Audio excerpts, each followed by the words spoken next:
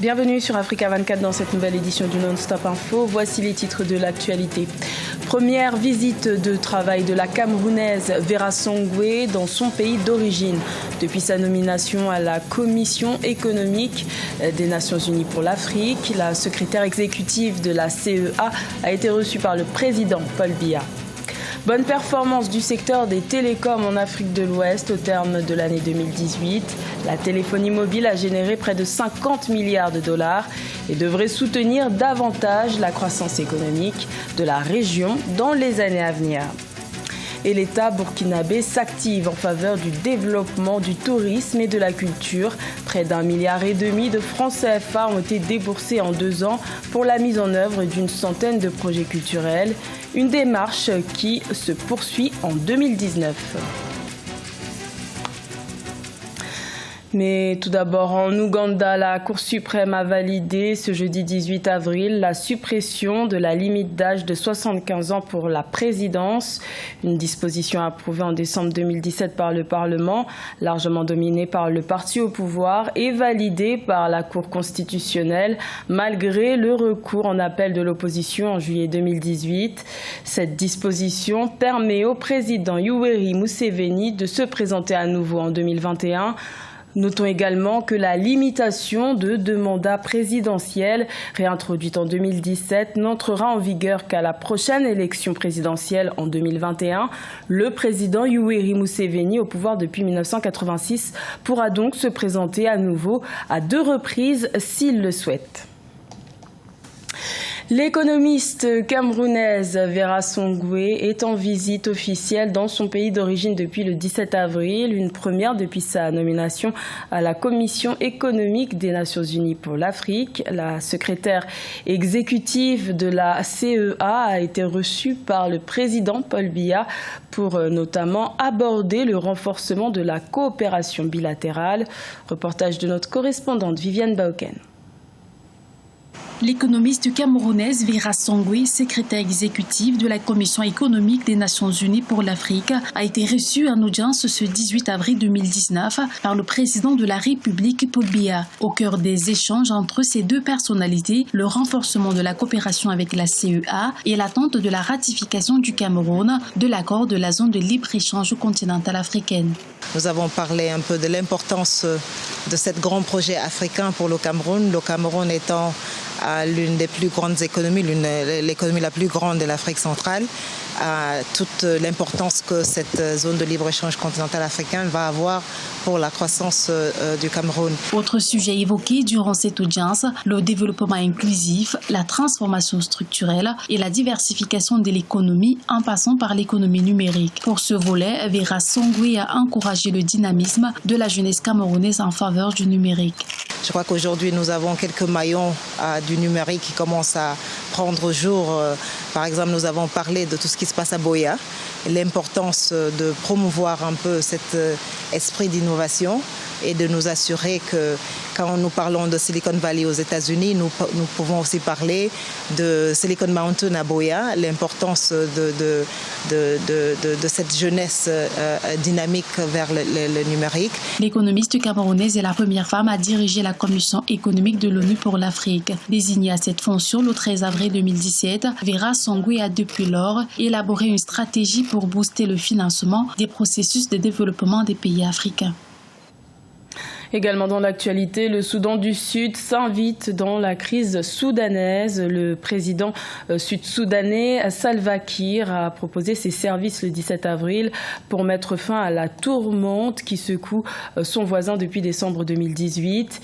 Il se dit prêt à contribuer à une transition pacifique, un retour de bâton à son voisin soudanais qui avait supervisé en février 2019 un accord de paix entre factions rivales au Soudan du Sud. Voilà maintenant 3 mois que la République démocratique du Congo a un nouveau président à sa tête en la personne de Félix Tshisekedi, mais aucun Premier ministre n'a été nommé. Des noms issus de la coalition du FCC de l'ex-président Joseph Kabila ont été cités, mais aucun n'a été retenu par le nouveau chef de l'État. Reportage de notre correspondant Jacques Mboka.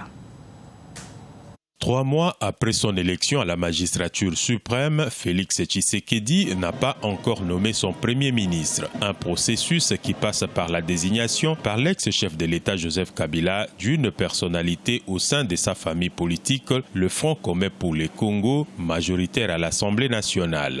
Le temps que prend le président Tshisekedi, c'est de pouvoir s'assurer qu'il va nommer un gouvernement qui va réellement accompagner sa vision, pas un gouvernement qui fera la vision d'une autre autorité, mais un gouvernement qui va appliquer le projet de société que lui a présenté à la population. C'est une difficile cohabitation entre les partis au pouvoir et le FCC, selon de nombreux observateurs. Le manque de consensus au scrutin des gouverneurs et vice-gouverneurs serait une parfaite illustration. Si certains s'interrogent sur les commandes de l'exécution du programme du chef de l'État dans ces contextes, d'autres analystes estiment que le chef de l'État aura bel et bien le contrôle de la situation. Dire que le président de la République ne sera pas à mesure de mettre en œuvre ce programme, je crois, c'est exagéré. Moi, je pense que la Constitution a défini comment le programme du gouvernement est élaboré et le président de la République pourra réaliser effectivement ce programme. Le président de la République compte par ailleurs proposer à la famille de l'ex-chef de l'État un code de bonne conduite. Ceci sera le gage d'un partenariat qui va définir comment ces deux familles politiques, l'une à la tête du pays et l'autre majoritaire au Parlement et à la tête de presque toutes les provinces, vont gérer le pays au cours des 5 prochaines années. L'écosystème de la téléphonie mobile se porte bien en Afrique de l'Ouest. En 2018, ce secteur a généré près de 50 milliards de dollars, ce qui représente 8,7% du produit intérieur brut de la région. Comment expliquer une telle performance? Élément de réponse avec Siamlo Victoria Sedji.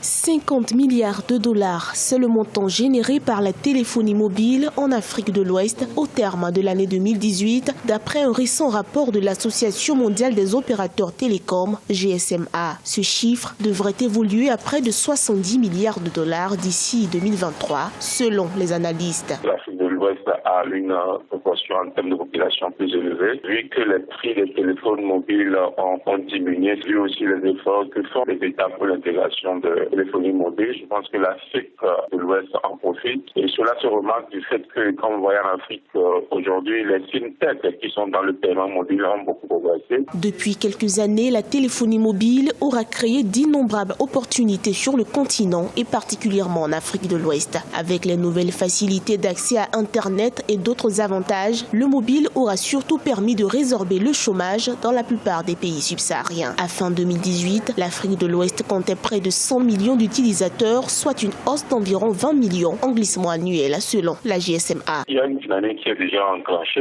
C'est de développer les réseaux de téléphonie mobile et de déplacer aussi les appareils télécoms, notamment les mobiles. Je crois qu'on commence par avoir la 4G un peu partout. Avec la mise en place de certaines réformes, les pays d'Afrique de l'Ouest pourraient voir le secteur transformer radicalement leurs économies, selon des analystes, et soutenir fortement la croissance. En 2018, les abonnés mobiles dans la zone étaient estimés à 185 millions. Ce nombre, prévoit-on, devrait atteindre 248 millions d'ici 2025.